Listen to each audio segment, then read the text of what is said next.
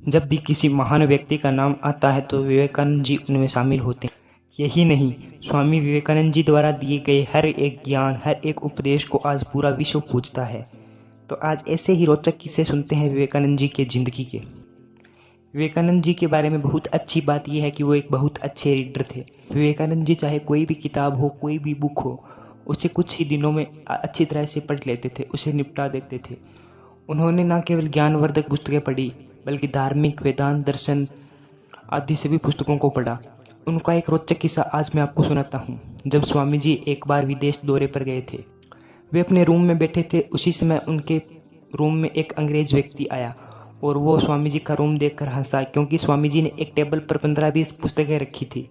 उन सब में से सबसे नीचे गीता को रखा और ऊपर अन्य लेखकों, अन्य राइटर्स की बुक रखी जो अंग्रेज राइटर्स की थी। ये सब देखकर अंग्रेज बोला, स्वामी जी मान गए, स्वामी जी आप भी मान गए कि हमारे राइटर्स बेस्ट हैं। हमारे राइटर्स की बुक सबसे ऊपर रखी है और आपकी गीता सबसे नीचे। विवेकानंद जी ने कुछ जवाब न देकर झट से नीचे रखी बुक गीता को निकाल लिया। सारी पुस्तकें नीचे गिर गई, सारी बुक्स नीचे गिर गई। विवेकानंद जी ने कहा, बेसमेंट तो यही है, जब ये एक उठी तो सब गिर गई। इनसे हमें यह सीख मिलती है, जब कोई आपका उपहास उड़ाए तो उसे जवाब देने की बजाय कार्य करके दिखाओ, जिसे वो बोलने ना इकरा रहे। स्वामी जी की जितनी भी तारीफ की जाए उतनी ही कम है। उनके द्वारा कही गई एक एक बात अतुल्य है। जब स्वामी जी अमेरिका के शिकागो शहर में संबोधन करने गए तो उनकी संबोधन की पहली लाइन, मेरे अमेरिकी भाई बहनों। इस लाइन से हमें उनकी सोच का पता चलता है, उनके माइंडसेट का पता चलता है, उनके थॉट का पता चलता है। वो सामने वाले को अपना समझते हैं और फिर आप में और मुझ में कोई फ़र्क ही नहीं। स्वामी जी द्वारा कही गई एक बात की, मैदान में हारा हुआ इंसान फिर से जीत सकता है, लेकिन मन का हारा हुआ इंसान कभी नहीं जीत सकता। उनकी ज़िंदगी की एक बहुत बड़ी सीख यह है, उन्होंने कहा, अगर आप किसी काम को करने में ज़्यादा समय देते हो और वो काम कम समय या दूसरे उपाय से भी हो सकता है, तो वो बड़ा रास्ता छोड़कर वो काम करना चाहिए जो कम समय लेता है, बल्कि उस समय का सही से सदुपयोग कर समाज सेवा कर सकते हो। एक बार विवेकानंद जी काशी विश्वनाथ जी के मंदिर में दर्शन करके वापस आ रहे थे। तभी उनके हाथ में प्रसाद देखकर कुछ बंदर उनके पीछे पड़ गए।